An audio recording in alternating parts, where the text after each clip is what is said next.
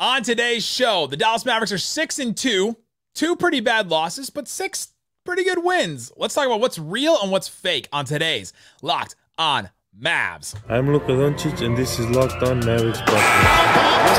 Mavericks, NBA champions. Bang! It's good, and the Mavericks have won the game. If you don't believe, you shouldn't be here. Loyalty never fades away. And welcome. You are locked on to the Dallas Mavericks. My name is Nick Angstadt, media member and NBA channel manager for the Locked On Podcast Network, your team every day. Thanks for being part of the show and making Locked On Mavs your first listen today, where the best way you can help us grow the show is to listen every day and to comment anything below. Let us know in the comment section. Answer the real or fake questions. Got a couple of them there in the comment section. This episode is brought to you by Prize Picks, the easiest and most exciting way to play daily fantasy sports. Go to prizepicks.com/LockedOnNBA. Use the code, all lowercase, LockedOnNBA for your first deposit match up to $100. And joining me from Bally Sports Southwest, if you watch the beginning and end of any Mavericks game, you see her there. What you got for me, Dana Larson? Oh, it was a tough loss last night, Nick, and it's rainy and cold. And my dog chewed on my favorite hat today, but I'm wearing it anyway. So it's tough, but you know what? The sun's going to come out tomorrow. So we're going to get through this. 74 more games to go. We will get past this one. After the negativity that Slightly and I brought to the post-game show last night, Dana Larson here has a ray of sunshine for them to take the one-loss Mavericks to new heights. We're back. We're going to be back after this. That's right. We're going to do some real or fake today. We'll walk through a whole bunch of, I've got a couple of statements. I'm going to read them, and Dana and I are going to decide if they're real or fake. Are the Mavericks committing to pace? Josh Green, is he making the leap or not? The Mavericks starting lineup, does it work or not? We still haven't seen Kyrie at his peak or a revamped Kyrie yet. And so we're going to do all those today. But I want to start here, Dana. Dereck Lively's absence is the reason why the Mavericks lost to the Raptors. Is that real or fake? It is fake. It is fake. It is not the reason that the Mavericks lost. Could it have helped? Absolutely. Yes. Would they have liked to have had their 7-foot young athletic center in there to help, to provide that rim protection that he does, to make life at least a little harder, to at the very worst, maybe deter Pascal Siakam from easily, it felt like walking his way to the rim, time and time again. So best case scenario, he could have helped. I do not think it would have been an absolute game changer. We saw in the Nets game, he did play in that one when they had, the Nets are similar type team, long, rangy, a lot of wings, right? And he did play and he did some nice things, but we saw Jason Kidd kind of pull him out and say he's not really ready necessarily for a game like that. And he moves really well, but this was a track meet. This was up and down. And I think that potentially, as good as the Raptors are at the things they do, they might have been able to take him out of the game just a little bit. So I don't think it would have been a difference maker. The margins are so small, though. I keep going back to the margin of error for the Mavericks is so small in some of these games that if they just had him for, I don't know, even like the 15, 20 minutes that maybe he would have played, if that would have made any kind of difference, they could have played him off the floor by the end. And then maybe the game is a 1-point game going into clutch instead of a 10-point game. And then maybe that makes the difference between. And so, yeah, I agree with you that it's not the sole reason. I do think he would have made a big difference in this one. Because then if he plays more, then you're asking less of Maxey, asking less of Dwight Powell, and that duo just did not play well in this game at all.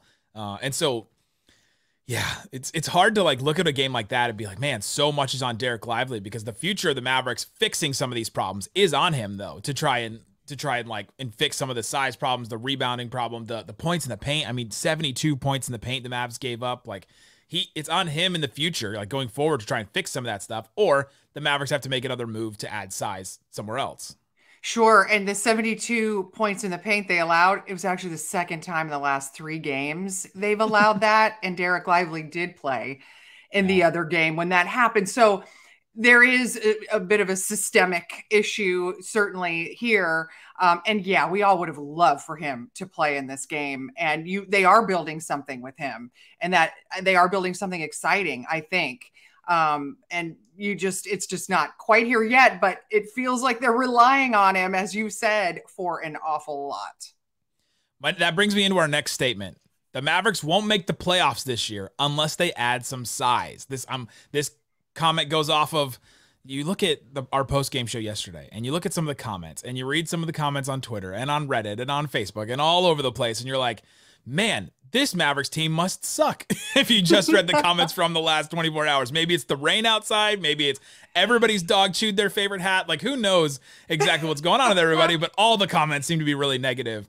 And it's now all of a sudden, we got comments yesterday that were like, why don't you call out the front office? And like, weren't they just 6-1 and we were all riding high? But let's take a look at this, because I think there is some validity to it. But the Mavs won't make the playoffs unless they add some size. I would say fake. They will make the playoffs. They will make the playoffs. Will they go very far? Will they, advance beyond a first round matchup? I think this is a really talented team. I think it's a deep team.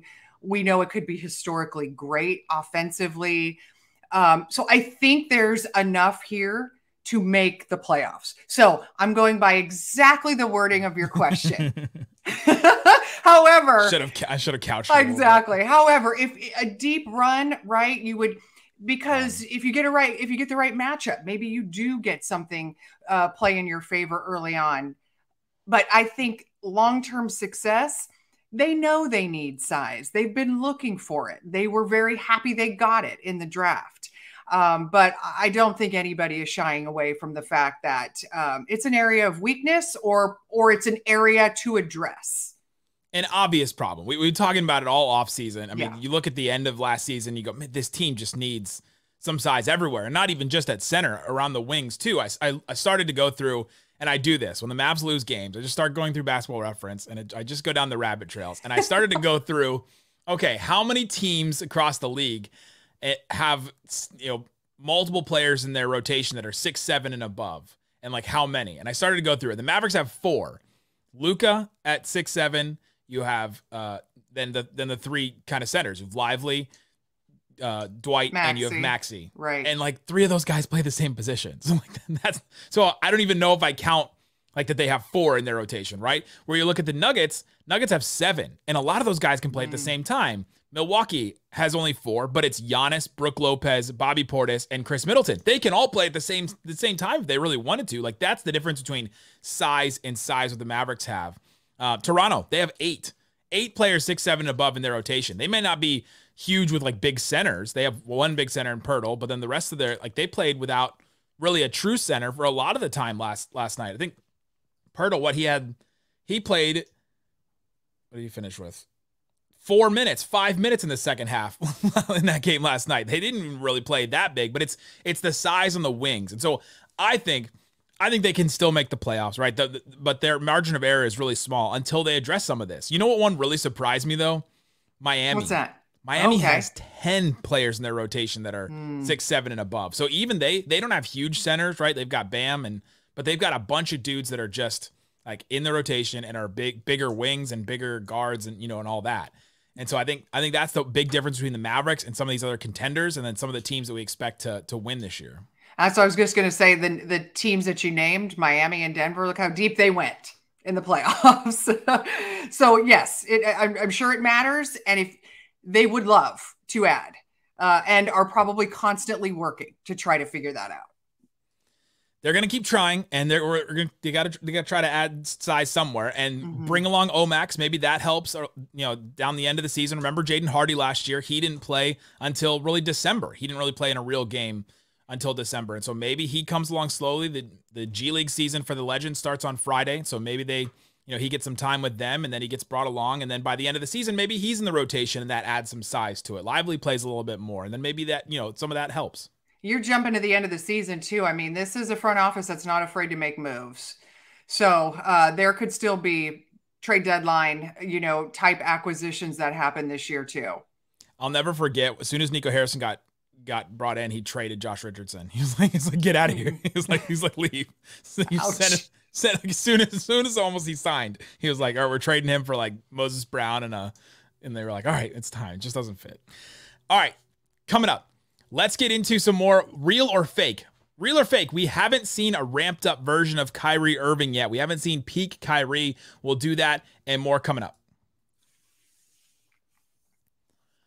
Before we do, let me tell you about Jase Medical. Jase Medical, it solved the problem that I had never really even thought about. They give you 5 antibiotics in a case like this. I've got my Jase case right here, and you can hear it. They've got 5 antibiotics that'll help you in different disasters that could happen or different emergencies that could happen. Let's say the supply line, shuts down, and all of a sudden you need some medication for something, an infection or something. A verified customer said this about Jase, quote, "I am thankful for this service. Supply chain issues had me to cut pills in half that I had to have. I ordered most of my daily meds with a year supply. I also ordered an antibiotic kit. I feel secure now. Prices are lower than pharmacies. I highly recommend this for everybody. If that worked for them, it's probably going to work for you too if you have some kind of issue like this. If you or someone you love want to get peace of mind by having a year supply of any daily medication, go to jasemedical.com to see if it's offered for you. Remember to use the promo code LOCKEDON. That's LOCKEDON, all one word, LOCKEDON for $20 off your purchase. You can also get ED medication, all that kind of stuff. Check it out at jasemedical.com.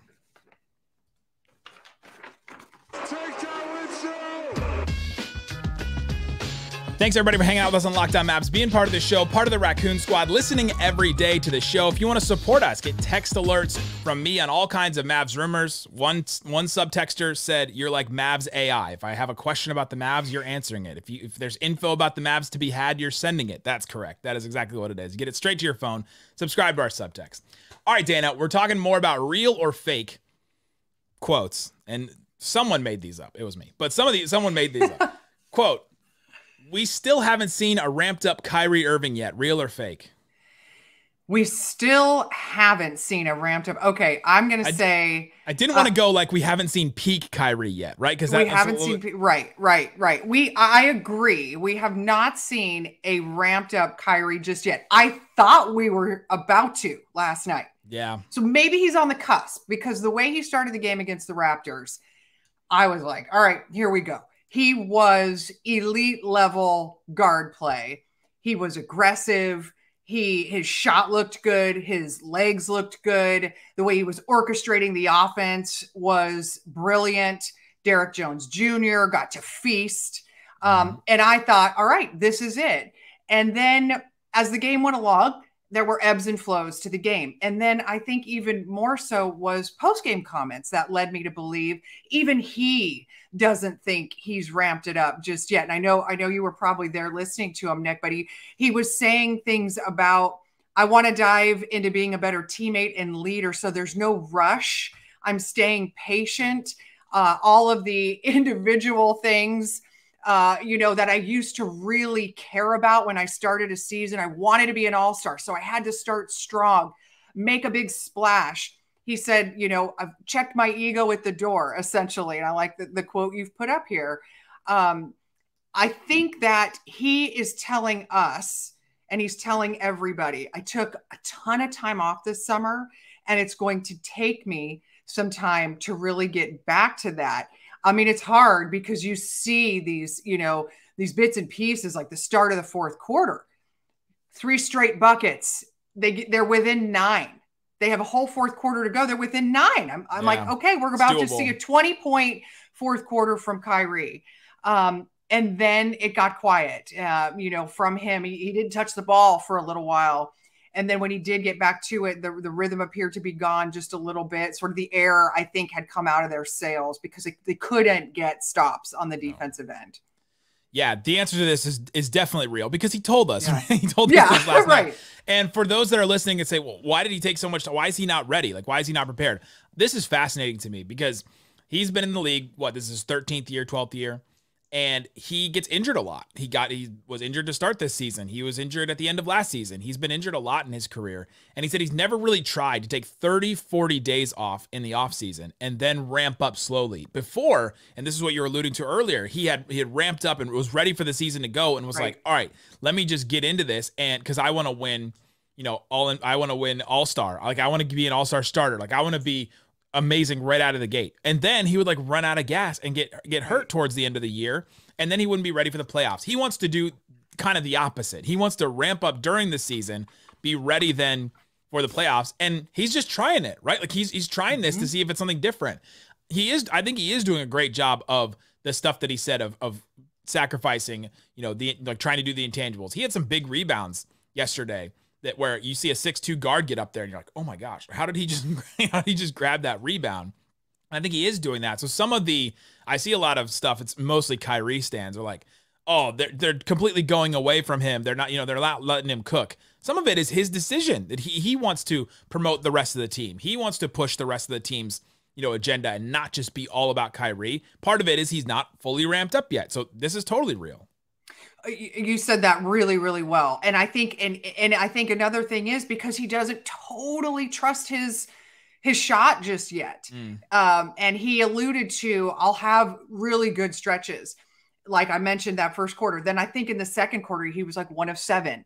So all of a sudden it's not there and he's got to refine it. He's got to refigure out the rhythm. And we're probably seeing a lot of, the work they're having to do in live time to gel as a team and get this group, really comfortable together. Yeah. So you're seeing some of those things happen along the way, but I think you're right. I think he's saying it, he's showing it. But boy, those stretches are super exciting when you see it.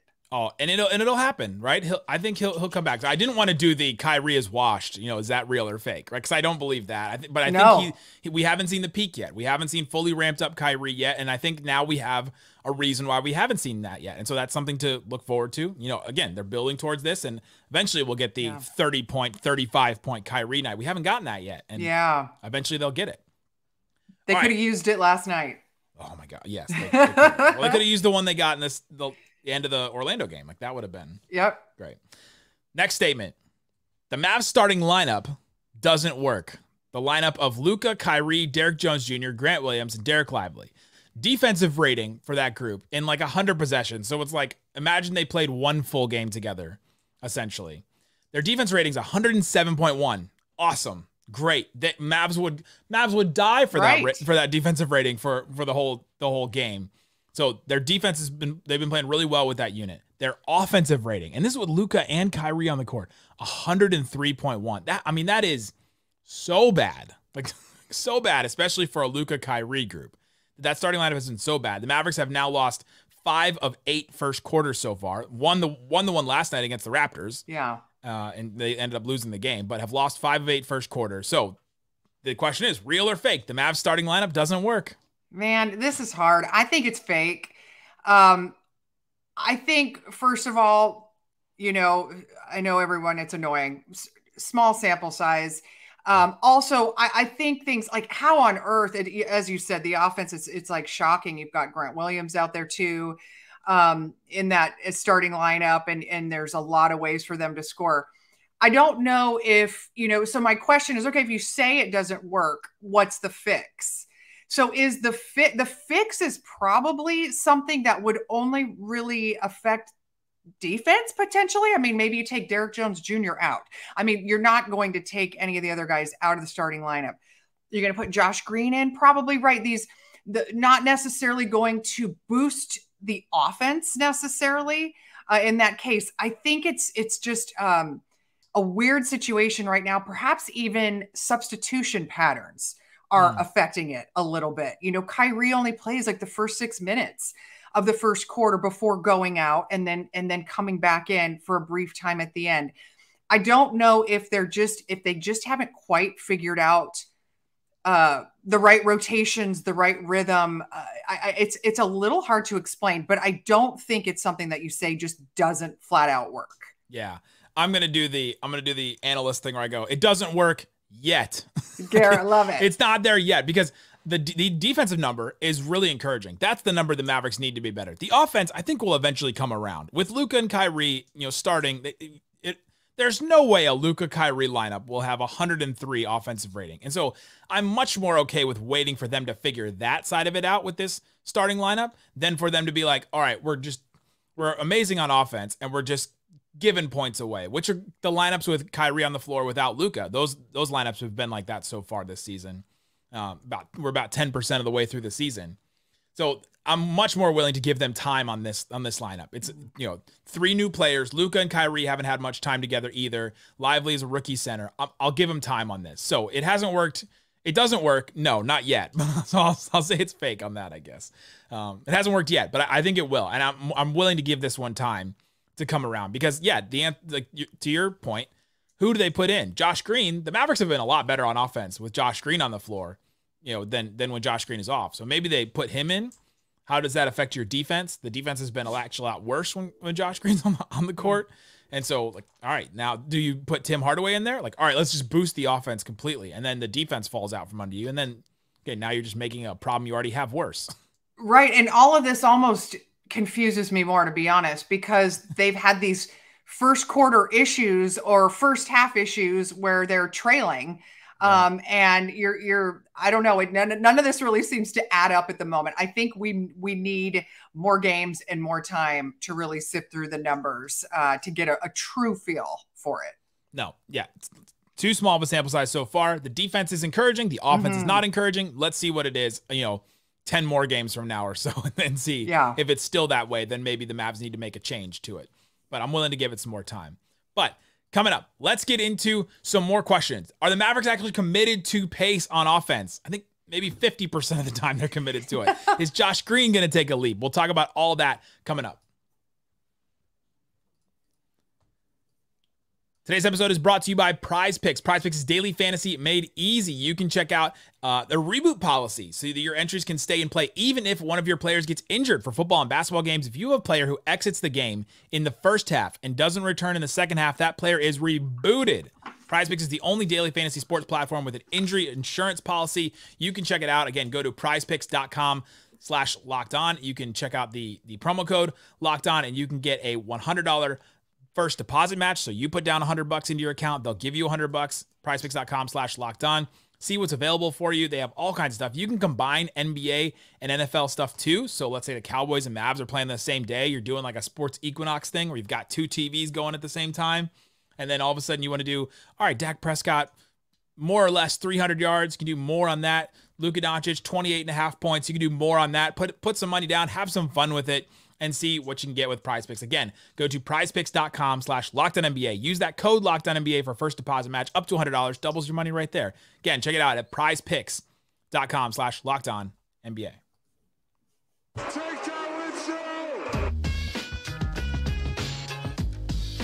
All right, Dana, let's talk some more real or fake. What is real and what is fake so far? 10% of the way through the season. That just flew by to me already. It did. Wow. Real or fake? The Mavs are actually committing to, quote, playing with pace or playing faster. Okay. 100% real. 100% real. And that is because they absolutely know the benefits of doing it. The additional points per possession are meaningful. The strategic advantages of not letting a defense get back and get set. They are more athletic. You can take advantage of that. There are so many things that they know, that can benefit them. And it is certainly to their advantage to continue to do this. So I do believe they are committed to it. At times, people are going to want to say, or we even look at the numbers in certain games and go, they played super slow last night. Who would do that? I hear you do it. I know who does it. Right. There will be games where it'll make you question it. Yeah. The problem is, and, I work with Devin Harris, former Maverick great, and he always reminds me that struggling defensively and playing with pace do not go hand in hand. It is very difficult if you cannot get stops on one end to do what you want and push the ball out ahead on the other hand. So it is going to be, it is what they want to do it. Can they do it is the question. That is 100% right. I'll say real and committing to pace. And committed to playing with pace. So far, like you said, there are the naysayers that have said that they aren't playing with pace, and I am chief among them. I've got some numbers here from Cleaning the Glass, and I went through. This is off of live rebounds. I think this is the number that's a little more telling than I've been doing what percentage of their offense is in transition. Now I think I'm gonna focus on what percentage of their, of the time off of a live rebound. So the Mavericks get a defensive rebound. Raptors miss a shot. Luka gets the ball. What do they do after that? Do they push the pace? Do they get in transition? Do they push the pace after that? If they're above 30%, which they are for four of these games, they've gone 4-0 in those games. If they're under like 21%, they've gone 2-2. And one of them was the Brooklyn game. One of them was the Chicago game that they won, but like just barely, and had to be crazy in the clutch. So I'm looking at those numbers right now. How do the Mavericks, they're committed to it, but are they executing it? And so far it's been about 50-50 that they've been actually executing, because that number, like those off live rebound numbers, you did get a stop. Like there is a rebound. Like you did get a rebound. They finally got a defensive rebound somehow. And are they pushing the pace or are they not? And it's about, half the time they're really committing to it or they're not. And so that's something I'm going to keep tracking through this and see if the Mavericks, if they succeed in committing to pace. But I agree with you that they are committing to it. And it takes, your personnel to be 100% committed to it too. And that means mentally and physically. And you have to be, extremely, you have to have, a great deal of physical, I guess, the training behind it, the conditioning to be able to run and push, and to mentally be prepared to make those decisions too. And you have a superstar that can play at a lot of different paces in Luka Doncic. And there are times when it makes sense for him to slow it down and do what he does best. So a lot of this has to be taken, I think, in a bigger picture format when you look at your personnel and what you're equipped to do. Absolutely. But then when you look at some of these numbers, you're like, okay, well, the line of demarcation is 30%. Yes. All right, you take 70%, Luka. We just need 30% to kick it up. Off of live rebound against Toronto, off of live rebounds, they only push the pace off of a live rebound in, 19% of the time. It's just, there's just a couple plays here and there where they just didn't push it, but they are committed to it. I'll agree with you on that. Last one we'll do here. Josh Green isn't going to make a leap this season. Real or fake? Okay, I'm gonna do the thing like you said. Real if the roster remains the same. Yeah. And I think the thing is, and we love Josh Green and we want him to take the leap. And I do believe that he could. I believe he could be he could play a bigger role or a more elevated role on a team. It's sort of like that chicken and egg thing here, though, a little bit, in that if there isn't one really for him on this team, where are we setting the expectations? I think that for him, you've got guys, obviously with Kyrie and Luka already. Now you've got Tim Hardaway Jr. They're trying to work Jaden Hardy in. So where is he going to get his opportunities? He had very few minutes, the fewest minutes of the season in that Toronto game. Yeah. And I think it's 17. The last 17 minutes. And I think he's maybe at back-to-back games now where he's only scored like 3 points. He's only taken like 2 or 3 shots. So the opportunities are not really there for him. Is it because the coaches aren't seeing something in him and they don't want him in those situations? Or is it because they're still trying to work all these different guys in? And if he was on a team where he was being asked to be a regular everyday starter, could he take a leap? I think he probably could. I like a lot that Josh Green does, and the Mavs need the things that he brings, the energy that he brings, the scrappiness, the playmaking. He's working on his shot, and actually he's been good, right? So to me, it has to do more with that in the structure of this team. Yeah, it's how does he fit into that? And for him, he's a Swiss Army knife player, right? He does a bunch of different things, and you've got to be really good at a bunch of those different things and confident in all those things. For him, I think it's been all about overthinking. Or I look back to that play, what was it, in the second or third quarter, where he's in the game, he's in for like 2 minutes, and Luka has to last second kick out the ball to him, and he's got to take that shot. Like you just have to. There's 1 second left on the shot clock. You have no other choice, and he drives it instead because he sees a player coming at him, and he's just like he's overthinking that whole sequence. Drives it, they turn it over. Luka gets mad. Kid gets mad. Right. Kid takes him out the next play after 2 minutes, and you're like, okay, that's kind of the embodiment of the Josh Green. You've got to just be reactive and like and make the right plays.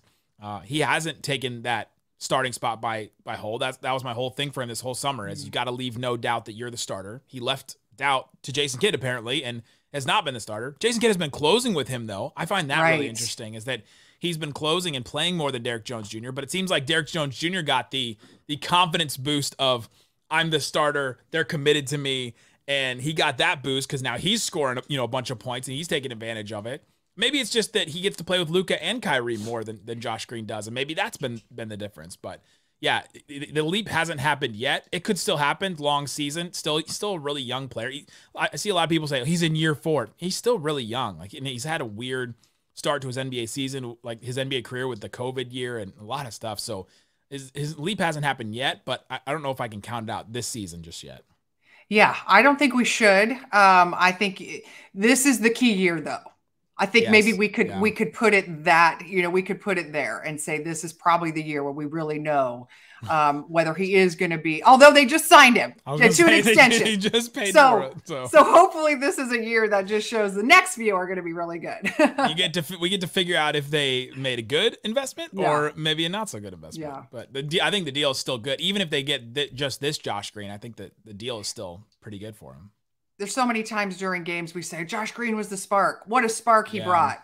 So that is a niche. If that's your niche in the NBA, you can have a pretty long career.